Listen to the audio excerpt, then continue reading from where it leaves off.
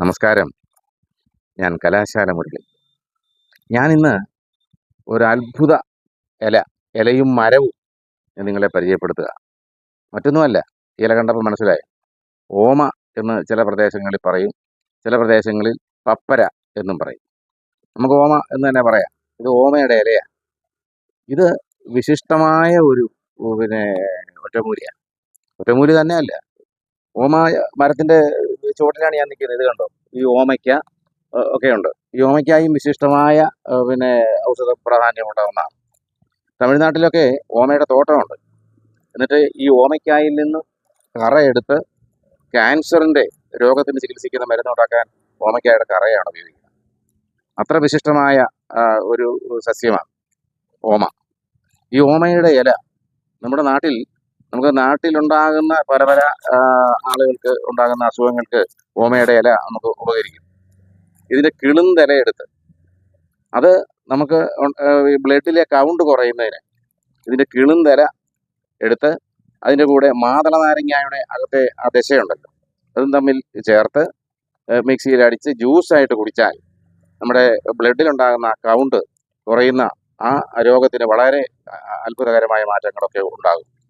അതുപോലെ തന്നെ പകർച്ചവ്യാധികൾക്ക് പിന്നെ ഓപ്പോസിറ്റായിട്ട് ശരീരത്തിൽ നമുക്കുണ്ടാകുന്ന ശക്തി ഉണ്ടാകാൻ ഈ ഓമയുടെ കിളുന്തിരയും മാതള നാരങ്ങയും കൂടെ ചേർത്ത് കഴിച്ചാൽ നമുക്ക് സാധിക്കും.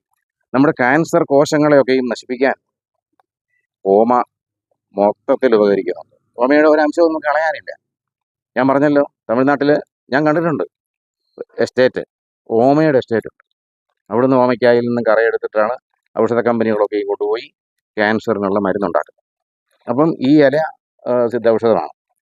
നമുക്ക് പിന്നെ പകർച്ചവ്യാധി ഒക്കെ തടയാൻ പറ്റും. അതുപോലെ നമുക്ക് ശരീരവേദനയും പനിയും ഒക്കെ ഉണ്ടാകുമ്പോൾ ഈ ഓമയുടെ കിളുന്തിലയിട്ട് തിളപ്പിച്ച വെള്ളം ഉപയോഗിച്ച് കുളിക്കുക.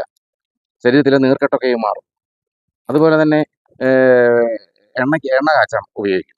ഇതിൻ്റെ കിളുന്തിലയുടെ നീരെടുത്ത് എണ്ണയോട് ചേർത്ത് പിന്നെ എണ്ണ കാച്ചി തേച്ചാൽ നമുക്കുണ്ടാകുന്ന ഒരുമാതിരിപ്പെട്ട ശരീരവേദന, ആ വേദനയുള്ള ഭാഗത്ത് ഒക്കെ ഉപയോഗിച്ചാൽ നമുക്ക് അസുഖങ്ങളൊക്കെയും മാറിക്കിട്ടും. അതുകൊണ്ട് ഓമ എന്ന മരത്തെ സംരക്ഷിക്കണം. അതുപോലെ തന്നെ ഓമയ്ക്ക അത്ഭുതകരമായ പിന്നെ ഔഷധമാണ്.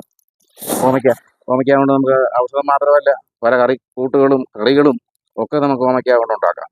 അതൊക്കെയും നമ്മൾ അറിയാതെ തന്നെ നമ്മുടെ ശരീരത്തിലെ രോഗാണുക്കളെയൊക്കെ നശിപ്പിക്കാൻ ഉതകുന്ന ഒരു അത്ഭുത സസ്യമാണ് ഓമ.